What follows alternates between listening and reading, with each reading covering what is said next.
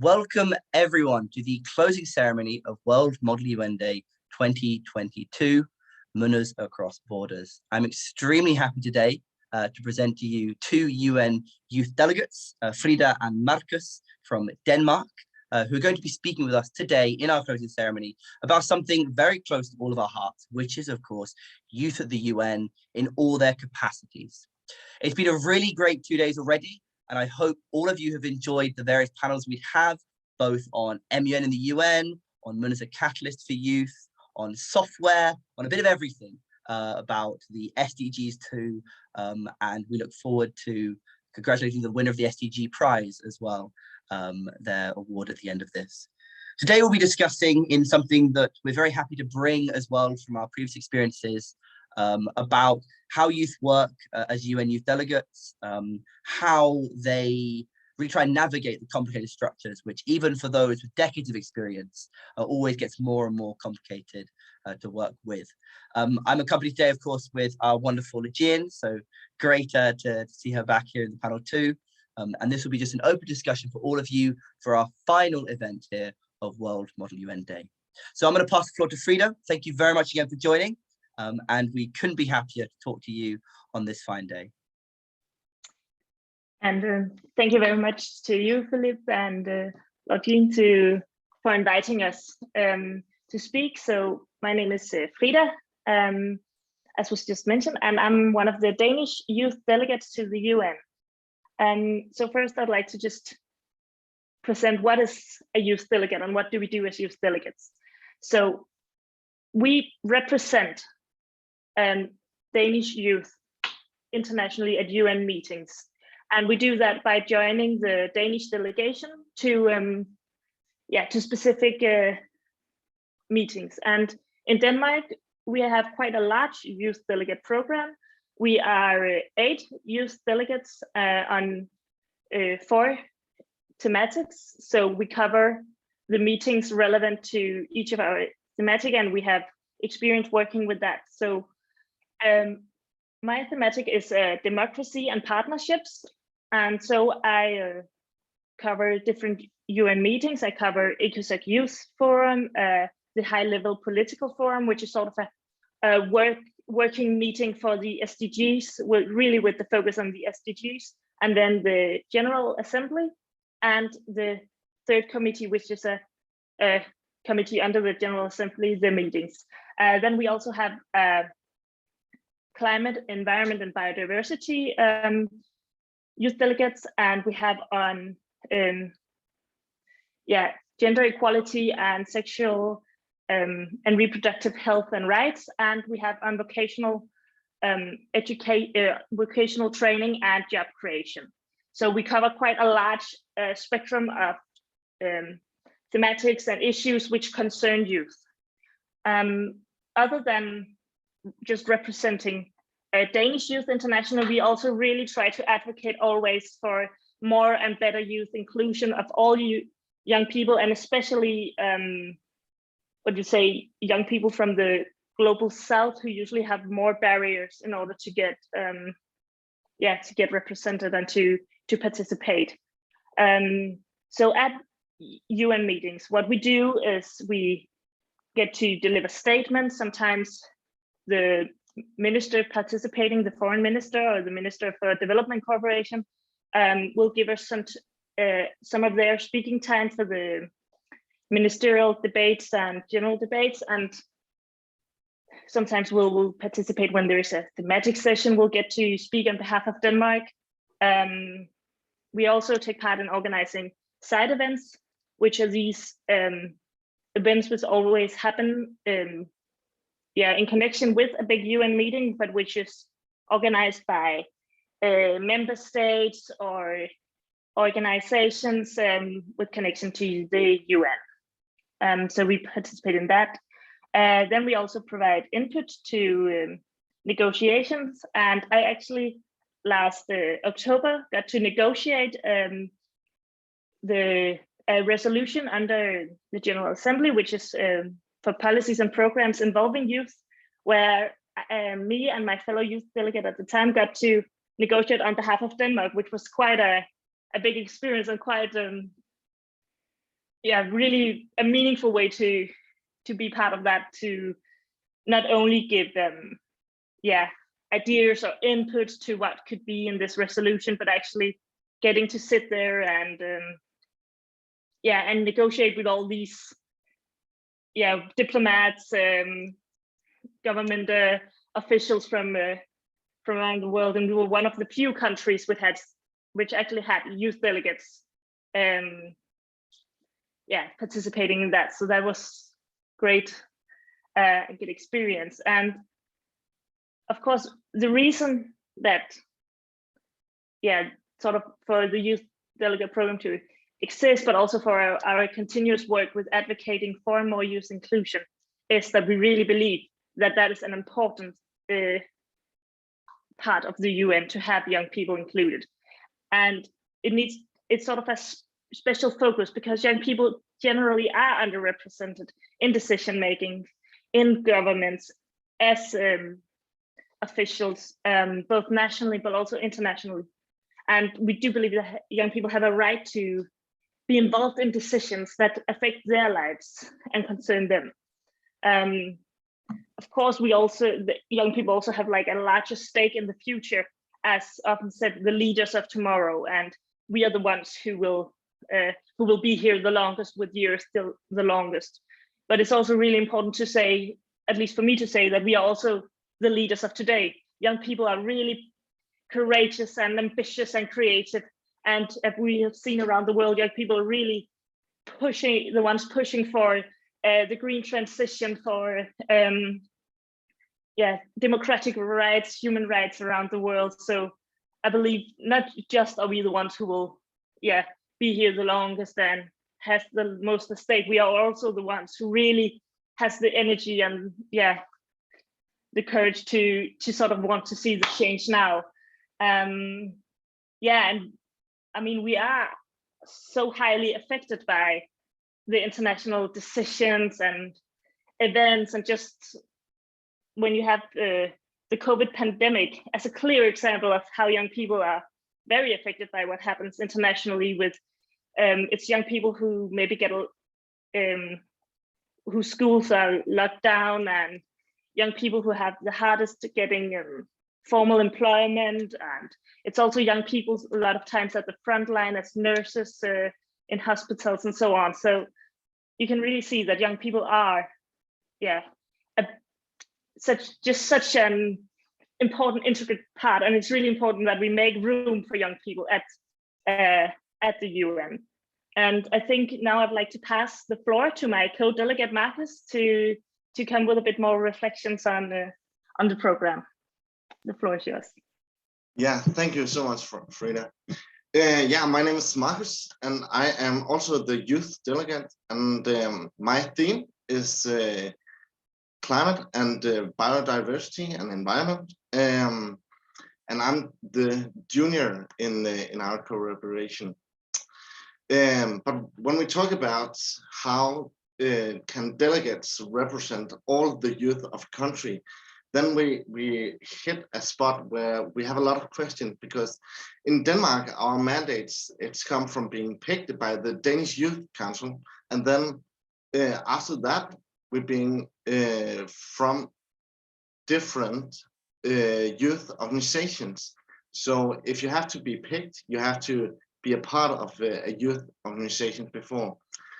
And our mandate, it's some kind of personal mandate, but also we have these political papers that we get from the Danish Youth Council board, who has made these so we can have something to work from, because we're not individual. It's not just my opinion. I'm representing the whole of the Danish youth. So I have to be more than just myself. I have to have a political paper who shows what the youth of Denmark wants to do and what kind of topics they are into. But of course, this makes a lot of difference, and it creates some bumps for some people, because we are doing this voluntarily. We're not getting paid of any kind. So it's actually demands a lot of time from us. It's sometimes demands some skills. English is not our first language, but maybe we can do it in some way, you think. But it's required that we can or should be speaking some English and maybe sometimes other language as well. So that's something that puts a barrier on who could get these delegate role, and that's something that you have to have in mind when you're are chosen, and when the people who choose who is going to be the delegates, because we have to consider how we secure representatives from all of the youth, and not just the brightest, and not just the smartest, not just the people from wealth, but we have to go out into everybody. We have to secure that we represent all of youth. Yeah.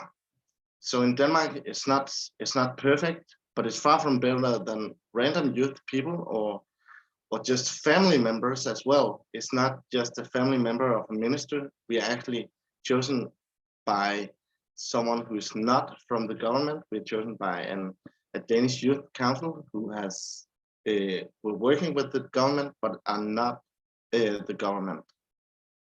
But another question is, how is meaningful youth participation?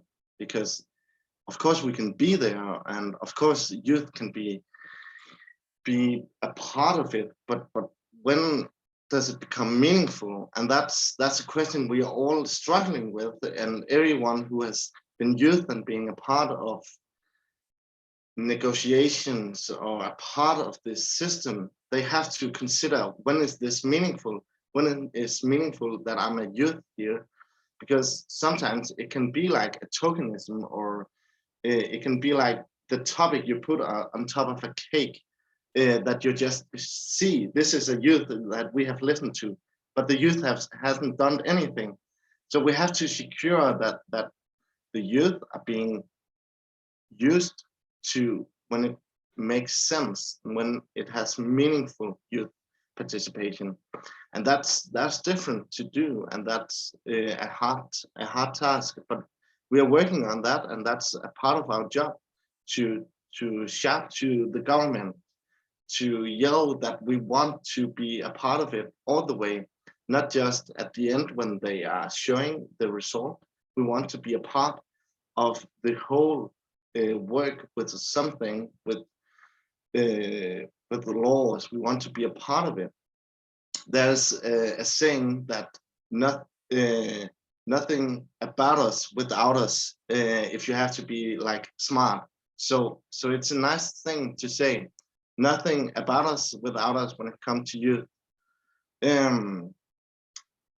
Yeah, because this you have to be more than just listen to as youth. We have to be a part of it, and we have to be more than just 2 minutes of a statement that we are able to deliver. And we also can do more, but we also need to be given the space, the abilities, and we also need to be given the strength to do it. So as Danish Youth Delegate, we have gotten to participate in negotiations in different ways, which is one of the ways to secure meaningful youth participation. But at the moment, it's up to the member state to include the youth people. And the UN has very few institutionalized ways to secure that, for instance, youth delegates can contribute. And that's something that we want to set focus on, because we have to make sure that youth are being used all the way when it comes, and when it's about us, they can't do it without us. We have to have this in mind every time there's something. Yeah, especially with all the meetings being online because of COVID, we see a lot of less meaningful youth participation, and in general, less dialogue between youth and the one in decision making, the decision makers. We saw here at the COP26, fewer youth were represented, and a lot fewer youth from the South was able to come because of COVID. yeah, so we have to talk about it, and we have to work for more youth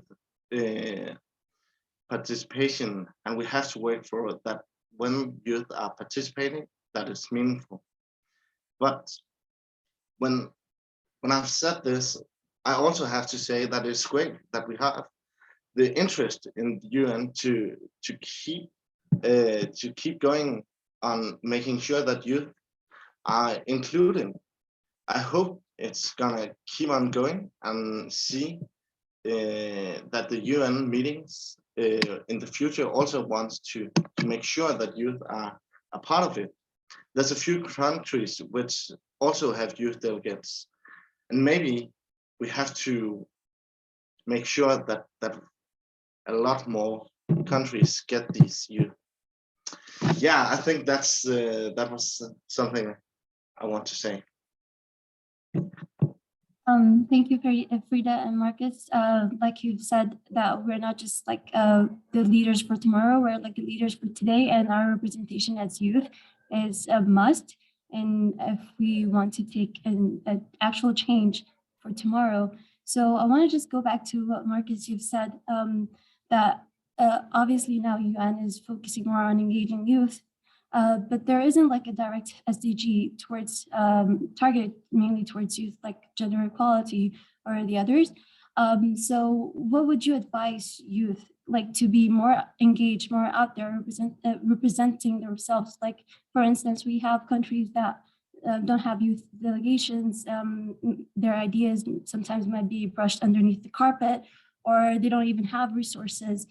Sometimes the circumstances are not in their favor, like COVID, for example. So what would, other than determination and courage to be brave, to actually seek for change, what would you advise them to do to stay focused in actually delivering that kind of change? Oh, thank you so much. It's a nice question. I actually think it's very hard to answer because I believe when you're met with a wall when you just walk into that when it comes to government and youth participation. But I think we have to use that the UN have said that they have to be youth participating when it's meaningful. They have a statement and every country have signed it. So we have to use that to say that we have to be a part of it. And maybe at the beginning it's like tokenism.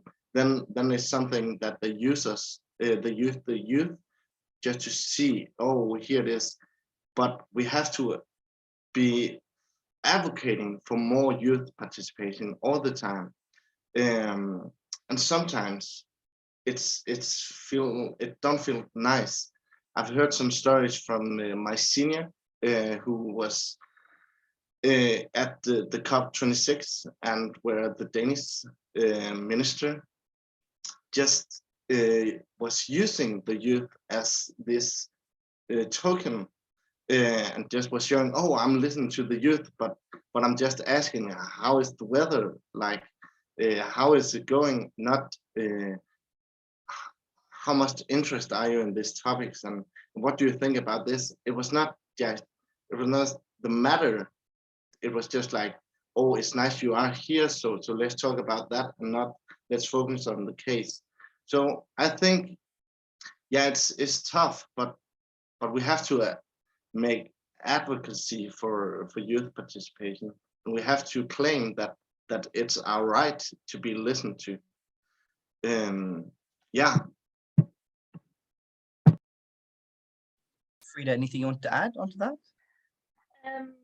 Yeah, well, I think it's right that, I mean, there is a lot of countries which have sort of stated they want to do this. So of course, it's really good to hold people to their words. And then I would just like to add, just for the individual youth, sometimes it can be a good idea sort of to unite, to be a part of a movement, organization, to just be more people knocking on the door and be have like more backing, and that can sometimes be an easier way to get influence than just being your own individual self. So maybe that would be an ad. Thank you. Wanted to follow on a bit of what you handled, Frida, on the sort of democracy, and that's in terms of the decision making. Because obviously, you mentioned yourself, fantastic, being able to negotiate on behalf of Denmark, but of course, it's hard to have every youth be able to integrate more. So, what would you like to see more of at the UN when it comes to including youth in decision making? Maybe not just through the UN Youth Delegate system, but maybe in other things that the UN should or could do. Only easy questions today, as you can tell. Yes. Well, of course, I would encourage member states to have youth delegates and to let them participate or lead the negotiations when it comes to topics so relevant to young people as the resolution I was negotiating. But I also really think it could be smart to actively have maybe youth panels on some of the things. And of course, then it's really important for it not to be, sort of like a table for children or something where it's just, oh, we have made a youth panel and they can discuss some things, but it won't have any actual input into the to the real deal where the grown-ups are. Of course, it would have to be, have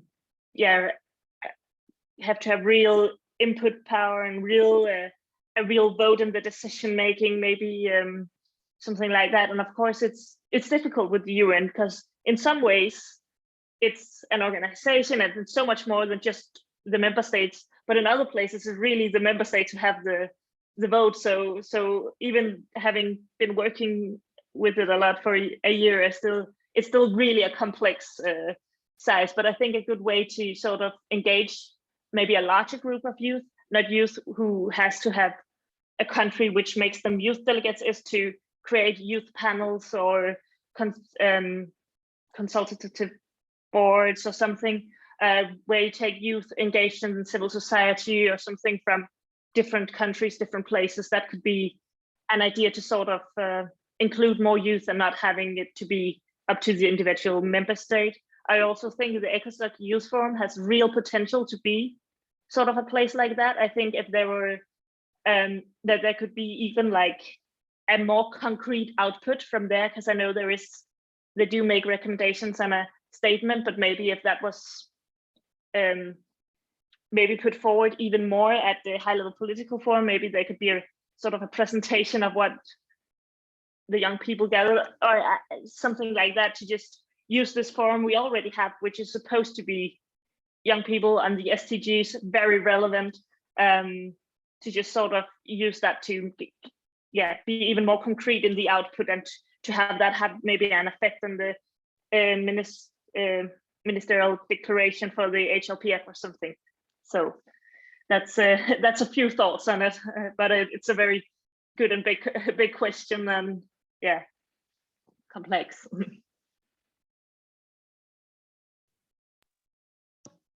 Please. Yeah, because actually, I was thinking that I'm on climate and environment and biodiversity, and when we talk about that, then we have given it's a youth group of a lot of youth people from around the world who has gathered around and working and are used by the UN to CBD, Convention for Biodiversity, at the highest level. They are actually being used like, or being handled like a member state, and they have a lot to say actually. So I think if we can make some kind of work that representing youth, because the given it's a fantastic work and they're doing a lot of things, and sometimes when they are writing about stuff, I'm just like, I'm overwhelmed how much they know and how brilliant and how much they work for that, and they're getting support from the UN. But if we could make this group on every topic, it could be so nice, because then we have the youth represent in every case, and we have the youth represented on every theme. I think we should try to look on the given in the biodiversity, because it's a group who are doing fantastic work, and it's driven only by youth people. Yeah, and they are supported by the UN to set focus on biodiversity, and they are being handled like a member state. I think that's three things that are just amazing to look at, and it's an example to just walk with. That's great. I was glad to hear that these are happening and getting more common. Yeah. Just wanted to direct this question to Frida and Marcus as well. Obviously, Marcus, when you mentioned that you are doing this voluntarily, that caught me by surprise. I did not know that aspect, but you must have been really driven to like kind of pursue this. And obviously, there's that rewarding part of it. So for both of you, which was the most rewarding or inspiring aspect of being a UN Youth Delegate so far? Well, I can start. I've been a youth delegate since January 2021, so for a bit over a year. And I will say I think I have to give two answers. I cannot, I mean, I know I mentioned it a lot, but getting to negotiate and like that was really a big step. And also I think a very, very important one, because it's the first time that the Danish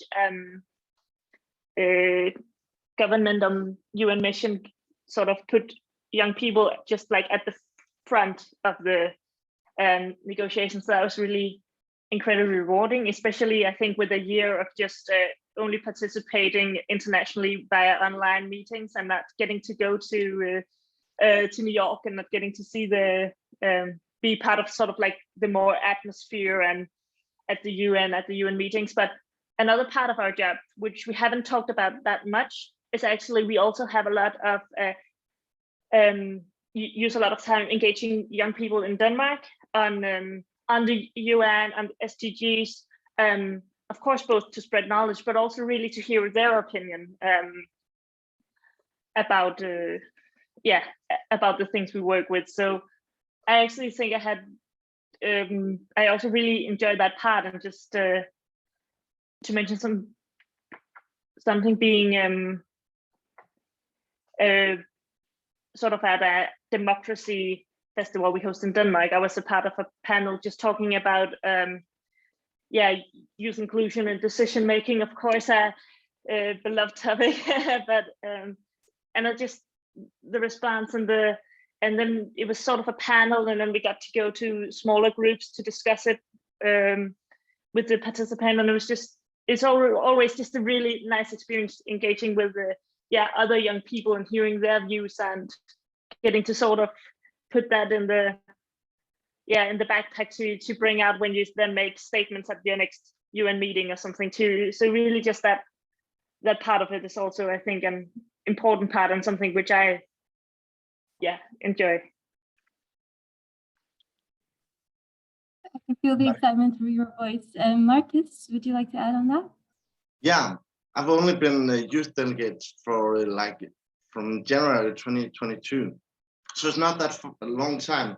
But I'm already feeling like at the beginning when I got this this role, I was very surprised because I'm studying theology, and this is a totally different area. I'm normally studying Greek and Hebrew and Latin, and that's my daily study. So this is something completely different. But it surprised me that I can use that into this, but also I get like a bigger network about people and youth who wants to set focus on youth participation and wants to focus on that, and I'm working very hard on that. But otherwise, I've really got a lot of knowledge, and it has opened my eyes to a brand new world. I feel like there's a me before and me after, because there's so much more knowledge, and there's so much. I'm always feeling like, oh, I have to read more, I have to do more, I have to know more. My daily life has been more like, okay, the news are coming out, and I have to read it, and I have to hear these podcasts to know more. So it's just like my head are becoming some kind of magnet who just sucking out all knowledge that I have. It's about climate and environment and biodiversity. So I'm really enjoying it. It's so nice. So it is giving me some kind of energy to just push forward, but also a hope to be a part of something that are changing the way and are changing maybe Denmark's politicians, and yeah, and maybe just a drop in the ocean to change the world.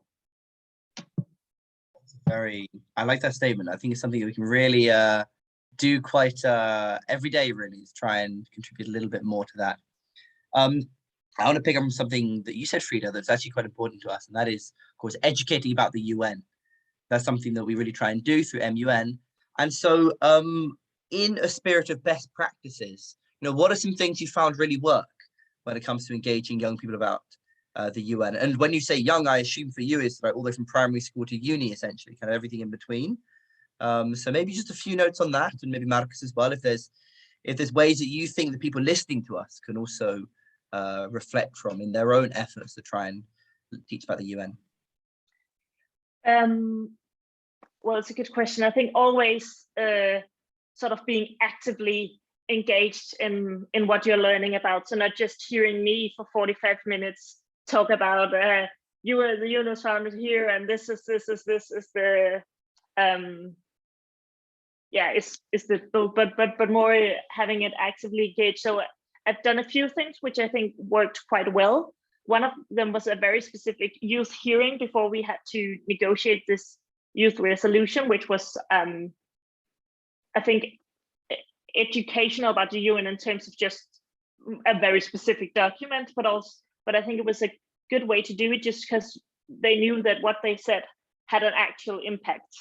So if you get to be active, get to come with your opinions, and this is actually noted and has some impact on something. And then a completely different thing we did for some high school classes. We did sort of a workshop where we were made like a negotiation game, maybe a bit inspired by Model UN, but in a very smaller size, and just to have to sort of show the different rounds of negotiation. It's always you have that, and so for them to have, it was fun but also sort of educational, and they got to reflect on their own opinion and they got to learn something. And I always think it's a nice balance for it to be, especially with the youngers, it has to be fun, it has to be engaging, and it always have to be where you're actively involved, where you maybe reflect on your own opinion, and of course while still learning. So I think that would be probably what I've learned this year. Yeah, I was just a week in Nigeria to examine poverty, and actually I'm working beside my studies and this with educating youth in more about poverty. It could be the SDG about the sustainable development goal on poverty and how to get rid of poverty. And when I'm out teaching young people, we are doing like a game where they have to try to make their minds that they are the ones who are poor, and they are in control on how they should spend their money. And after just like an hour, actually this morning I was teaching some youth, and it's nice to hear them, because it's all about they have to get their minds into this and hear their reflection on, okay, why are they doing this, and why not do this? And they have a lot of ideas, and it gets to their mind. And I've heard a lot of people who after we've been out and talking about poverty, then the children actually are giving some of their own money, and then they're giving their own time to go out and ask people for money to the poor. So I think this kind of putting the youth and putting everyone into the mind of the one who are not the same place at themselves, it's give them a perspective that they don't have, and I think that's kind of the education on how to get people to know more about the SDGs and get people to do something and to be active. Yeah, I'm really enjoying to see kids at 10 and 12 just thinking, wow, okay, I can give like my monthly salary to these people, and then maybe they can have food for a month. It's so nice to hear when people say something like that. It's just like my smile just went up to my ears. I was just like, wow, I'm so happy that you're saying this. And when people say, okay, I'll empty my wardrobe and then I'll give it all to some stores who are sending it to poor countries and so on. It's so nice to hear, because I think when people know about it, then they also want to do something about it. When they feel inequality and feel like injustice, then some people just have to do something about it. And when we are teaching people about it, then I hope that they are doing something about the feelings that they have. Thank you, Marcus. I think you just kind of implied that this SDG is like kind of promoting humanity, us connecting with our core essence as humans and just connecting people. So as per youth, I know like sometimes we might be really driven with our ideas and all over the place with them. So for both of you, are there like any small or concise tips that you want to address to youth to focus on, like the crucial elements that they should start by when they're young and then build on it?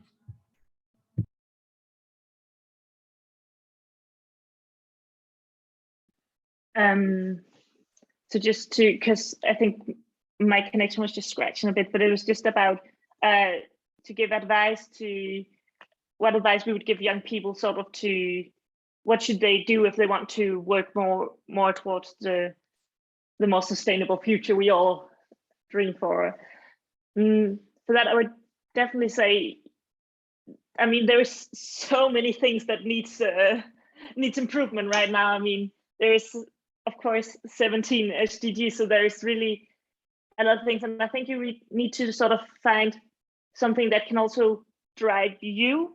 I mean, I think working for a more sustainable world is, of course, something good, but I think you also need to work with something you enjoy. So whether it's the different sort of issue, or maybe it's you want to be like you want to do it sort of with an innovation, engineering, something like that, or maybe you want to work.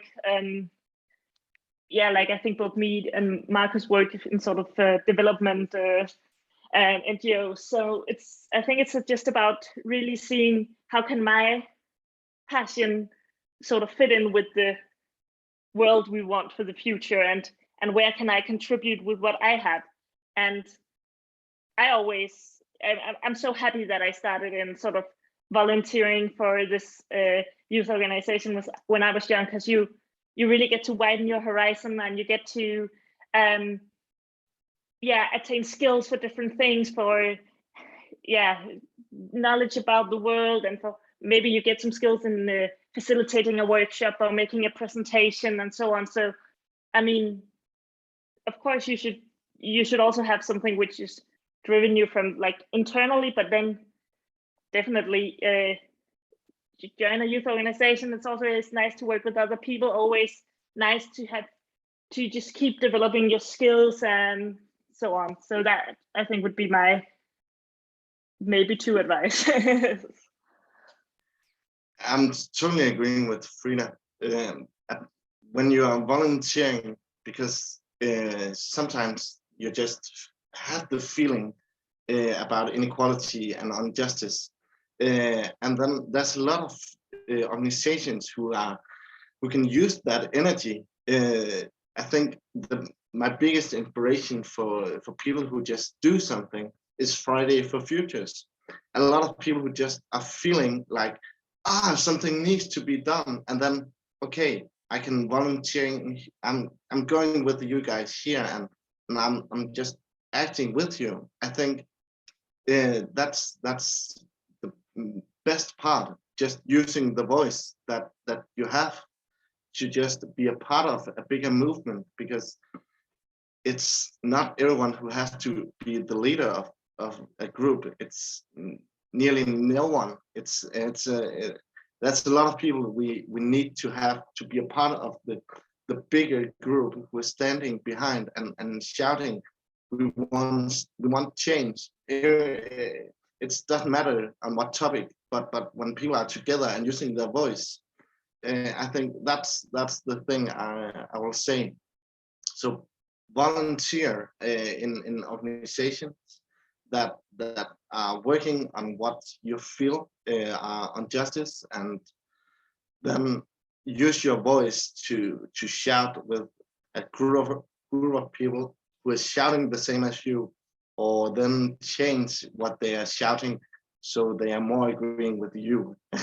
I think that's some of the things I will say if they're important, if they have to do something, or when they should do something. I highly agree. I mean, whenever there's something you feel that should be done, do it. Just try and come together and do it. So I think we'll wrap up soon here with Marcus and Frida, maybe with a final remark, if we could, relate a bit more to our theme this year on Munners across borders. Maybe just generally across borders, how have you found it working in these very intercultural and international circumstances? And how do you recommend people engage more with young people across the world? So I'll give this to Frida, and then Marcus, and then. Yes, I think really what we are seeing is that the issues we are facing are truly borderless, or they span throughout the world. So I think for that to be truly addressed, we need to work together across borders. And I think us young people are very likely to do so, and very motivated to do so, and are not, maybe not full of national interest, but interest for the world. So of course, everything being online this past year, I've not had the pleasure to meet a whole group of international youth, but I've had a very close cooperation with some of the other European youth delegates. And I just really think that just being a few more people just being able to connect, seeing we work for the same things, pushing towards the same agendas is really, it's so wonderful to feel that communal solidarity across the borders. And yeah, just as I said, I think the young people are really the ones who can push this, who see themselves not just like citizens of a nation or a country, but really of the world, because we really see the issues of our generation being very much global. Yeah, I think like to get in contact with people from across borders is one of the most amazing things to do, because that's the way that you get a perspective that's showing you that you are not alone in this dilemma, and you are not alone with you and your friends. There's a bigger world. I think when you're connecting with people from around the world and hearing their stories and hearing what they feel like, and then you can see that it's actually the same, or it's some kind of the same that you are feeling. It's connecting you in a level that nothing else is. So I think you have to connect with people across borders, and when you are connected with people across borders, then you feel like the whole world is something that are connected and something that are important, and not just one issue with you, and you're not isolated. You're part of a youth generation around the world, and I think like that's the beauty, being connected with youth around the world, and then get that into motion. Amazing. Well, thank you very much, Marcus. Thank you very much, Frida, for joining us today. And Logian, of course, thank you very much for joining me for this closing ceremony. This has been an incredible time to talk with you again. We hope we can do it more. We really hope we can stay engaged with the UN Youth Delegates. Wishing you and all the others of the Danish UN Youth Delegates and all of them around the world the very best as we'll conclude this session of World Model UN Day. So thank you for joining us. Thank you. Yeah, thank you very much. So that's been our conversation with the Danish UN Youth Delegates. We were very happy to have UN Youth Delegates come back this year. We were extremely well received last year too, and we hope to work with them more in the future. This has been World Model UN Day 2022. It's been a real roller coaster of a ride. It's been a fantastic experience. And personally, I just want to thank all of the incredible team who've joined us for this. Since last year, we've really expanded quite far. And a big shout out to the whole group: Mariam, Ellie, Sharon, Logian, Tariq, Ibrahim, Talia, Wet and Anthony as well, some of the newer people on the team. And it's been really, really fantastic to work with each and every one of them to bring you 2022. Kiva-san too, and Simai, who've been joining us too. To our partners as well, and those who've helped us run the events, a huge shout out to them. So not just, of course, World Federation of International Associations, who we are eternally grateful for their help and support, but also Edmund Nationalman, who helped us the event, Best Delegate, WiseMe, Maimun, Mun Command, and at the same time, all of those MUNs who help support us from Jakarta to Tokyo to Brazil and beyond. So it's been really, really fantastic. And I think we can all be very proud of today, the first of many, or the second of many World MUN days to come. Logian, maybe over to you. What are your final remarks maybe on this day? To all the MUNers there and to everyone who is passionate about anything, just keep on doing what you are doing right now. And I hope that today we were able to inspire you to reach out to people from different parts of the world and ignite that spark of change. So that being said, really appreciate you for coming in today and listening to us. I hope that you enjoyed it as much as we did. Indeed. And just to say, this hopefully won't be the end. Special shout out goes to Mun Impact and the work they do as well to spread the SDGs, and so thankful for them for joining us to this MUN Day. We're hopefully going to be working with the interactive resolution that you give us to make it bigger and better, working with all of our partners, and indeed going to be continuing to engage ourselves at the UN as best we can. We hope next year to be joining you once more, maybe at the real UN, with a UN Day. And we're going to hopefully work with all of you again to the best capacities to do so. So no matter where you are in the world, thank you very much for listening and watching us for these days of World Model UN Day, Munners Across Borders. Have a very wonderful rest of the evening.